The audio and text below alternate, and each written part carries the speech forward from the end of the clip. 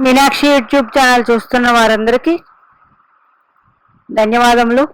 చాలా వీడియోలు చేసి పెడుతూ ఉన్నాను. మరి నచ్చినట్లయితే లైక్ చేయండి, షేర్ చేయండి, సబ్స్క్రైబ్ చేయండి. నక్షత్రం ఇచ్చే రాజయోగాలు అదేంటండి? నక్షత్రం ఇచ్చే రాజయోగాలు ఏంటి?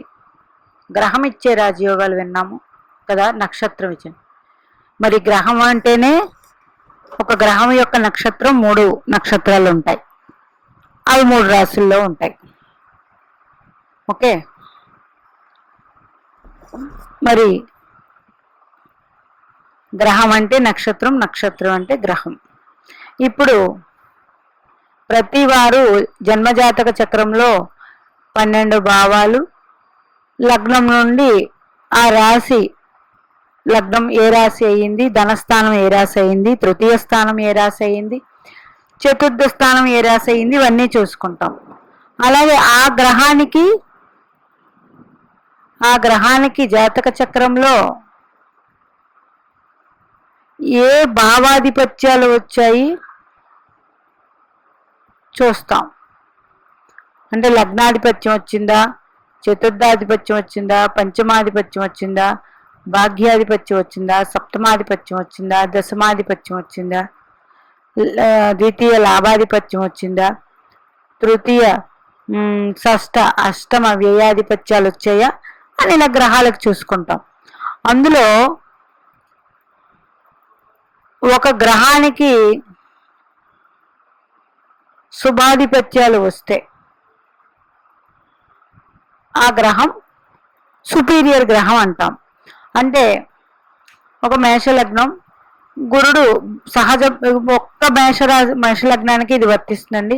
గురుడికి వ్యయాధిపత్యం వచ్చిన శుభగ్రహం కాబట్టి భాగ్యాధిపత్యం వచ్చింది కాబట్టి గురుడికి అత్యంత శుభుడు ఈ జన్మజాతక చక్రానికి. ఓకే, రవికి పంచమాధిపత్యం వచ్చింది కాబట్టి శుభుడయ్యాడు. ఓకే, లగ్నాధిపత్యం కుజుడికి వచ్చి అష్టమాధిపత్యం కూడా వచ్చింది. ఇక్కడ కాలపురుషుని చక్రంలో ఇది మొదటి లగ్నం కాబట్టి కుజుడు గుడ్, అష్టమాధిపత్యం వచ్చిన. కాకపోతే దశ జరిగేటప్పుడు ఏ ఫలితాలు వస్తాయనేది చూసుకోవాలి. కుజు దశ జరిగేటప్పుడు లగ్నకారకుడు రవి అంటే పంచమ ఫలితాలు, అష్టమకారకుడు శని అంటే దశమ లాభస్థాన ఫలితాలు వస్తాయి కుజమహర్దశ జరిగేటప్పుడు. ఓకే, బుధమహర్దశ జరిగింది అనుకోండి, తృతీయాధిపత్యం ఫలితాలు, షష్టాధిపత్యం ఫలితాలు బుధమహర్దశలో ఉంటాయి బుధుడితో పాటు. ఏది మేషలగ్నం అయితే అప్పుడు బుధమహర్దశ శుభుడైనప్పటికీ ఇబ్బందులు పెడుతుంది. ఇట్లాగా ఉంటాయి. ఇలా ఉన్నప్పుడు నేను చాలా వీడియోల్లో మీరు క్వశ్చన్ వేసినప్పుడు ఆ గ్రహం ఏ నక్షత్రంలో ఉందని నేను తిరిగి ప్రశ్న వేస్తాను మీకు. అంటే నక్షత్రం చాలా ఇంపార్టెంట్ అండి. ఎందుకు ఇంపార్టెంట్? మరి మీ జన్మ నక్షత్రం ఏంటని ఏ ఆలయానికి వెళ్ళినా అడుగుతారు కదా. జన్మ నక్షత్రం ఒక ముహూర్తానికి వెళ్ళినా దేనికైనా అంటే నక్షత్రం ఎంత ఇంపార్టెంట్ అంటే మన జన్మ నక్షత్రమే ఇంపార్టెంట్ కాదండి. ప్రతి గ్రహము మీ జన్మ జాతక చక్రంలో ఏ నక్షత్రంలో ఉందో రాయండి. ఒక పెన్ను పేపర్ తీసుకొని రాసిన తర్వాత ఇప్పుడు చెప్పిన ఫార్ములా ప్రకారం కానీ మీకు ఉంటే ఇక్కడ ఆధిపత్య శుభత్వం, ఆధిపత్యం పాపత్వం, శుభత్వం వస్తే ఓకే ఆ గ్రహానికి, పాపత్వం వచ్చిన ఈ ఫార్ములా ప్రకారం ఉంటే ఓకే. ఇప్పుడు శుక్రగ్రహం విశాఖ నక్షత్రంలో ఉన్నారనుకుందాం. మీకు శుక్రుడు దేనికి కారకుడు? సప్తమానికి. అంటే మీ జన్మ లగ్నానికి మేషలగ్నం అయింది, సప్తమలో శుక్రుడు విశాఖ నక్షత్రం, గురుడు భాగ్యాధిపతి నక్షత్రం ఉన్నాడు, మంచిదే. మరి విశాఖ నక్షత్రాధిపతి గురుడు సప్తమంలో ఉండాలి. అంటే ఈ కారకుడు యొక్క అంటే గురు శుక్రులు కలిసి ఉండాలి కదా. ఇలా ఉన్నట్లయితే ఇది యోగం. ఓకేనా? మరి ఇక్కడ గురుడే ఉన్నాడు అనుకుందాం. తులారాశిలో ఏ నక్షత్రాలు ఉంటాయి? చిత్త, స్వాతి, విశాఖ.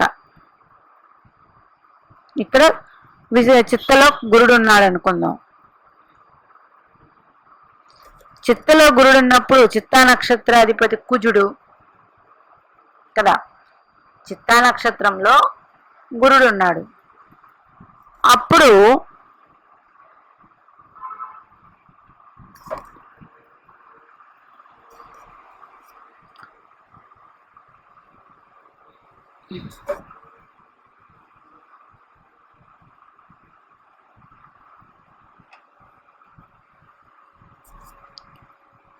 చిత్త అంటే ఎవరిది?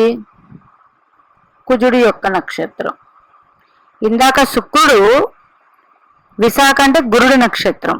శుక్రుడు యొక్క కారకంలో గురుడు ఉండాలి కదా.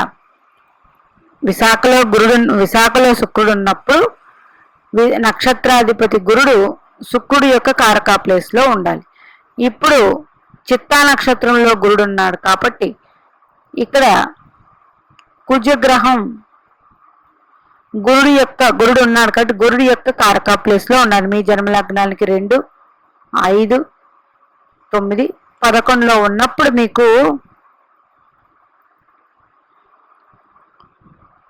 ఆ దశ చాలా యోగిస్తుంది. ఇప్పుడు చంద్రుడు సింహరాశిలోనే ఉన్నారు, మకలో. చంద్రుడు కారక ఏంటి? ఈ మక నక్షత్రాధిపతి కేతువు ఎక్కడ ఉండాలి? చంద్రుడు కారక ఏంటి? చంద్రుడి నుంచి 4లో ఉండాలి కేతువు. చంద్రుడి నుంచి 4లో ఉంటే ఏంటి? ఎలా లగ్నం అవ్వాలి? సింహ లగ్నం అవ్వాలి. లగ్నానికి 4లో కేతు ఉండాలి కాబట్టి చంద్రుడు మకలో ఉన్నందుకు ఉండాలి. అదే మకలో లేరండి, పుబ్బలో ఉన్నారు చంద్రుడు. అప్పుడు పుబ్బకు శుక్రుడు ఎక్కడ ఉండాలి? చతుర్థంలో ఉండాలి లగ్నానికి. ఓకే, అలా కదండి, మాకు ఉత్తరా నక్షత్రంలో ఉన్నారు చంద్రుడు. రవి ఎక్కడ ఉండాలి? ఆలోచించండి బాగా. ఇదే సింహలగ్నం, చంద్రుడు ఉత్తరలో ఉన్నారు.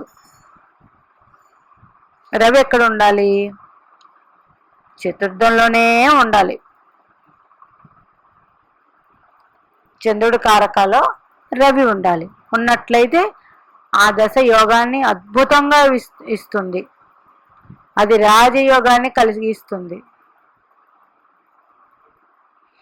ఏ గ్రహమైతే ఉందో ఒక నక్షత్రంలో ఆ నక్షత్రాధిపతి ఈ గ్రహం యొక్క కారక స్థానంలో ఉండాలి. ఓకే, ఇప్పుడు మకర రాశిలో శ్రవణలో ఏదైనా గ్రహాలు చంద్రుడి నక్షత్రంలో ఉంటే ఇబ్బంది పెడతాయి. శని ఉన్నాడు అనుకుందాం, శ్రవణ నక్షత్రంలో శని ఉన్నాడు. ఓకే, మరి చంద్రుడు ఎక్కడ ఉండాలి? శని కారక ప్లేస్ అంటే శనికి వ్యయంలో కానీ శనికి అష్టమంలో కానీ ఉండాలి. ఉన్నట్లయితే అంటే లగ్నం బట్టి ఉంటే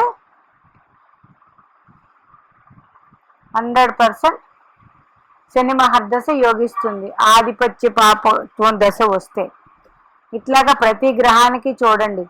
మీరు గ్రహాలన్నీ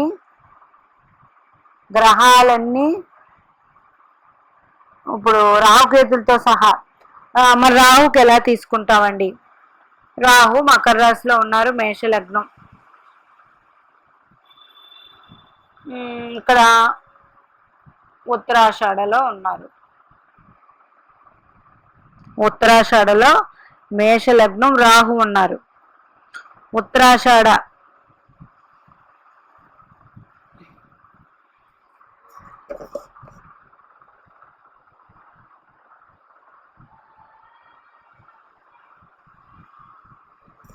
లగ్న కారకం ఎక్కడ ఉండాలి? జన్మజాతక చక్రంలో లగ్నంలో రవి ఉంటే దశమంలో ఉన్న రాహువు యోగాన్నిస్తాడు. ఈ విధంగా మీరు చూసుకోండి. ఒక గ్రహం, మళ్ళీ చెప్తున్నాను, ఒక గ్రహం ఏ నక్షత్రంలో ఉంది, ఆ నక్షత్రాధిపతి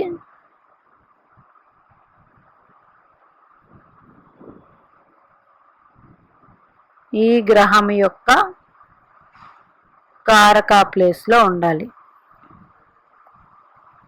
మరి రాహుకి ఎలా వర్తిస్తుందండి, కేతువుకి ఎలా వర్తిస్తుంది అంటే రాహుకి కారకాలు లేవు కదా.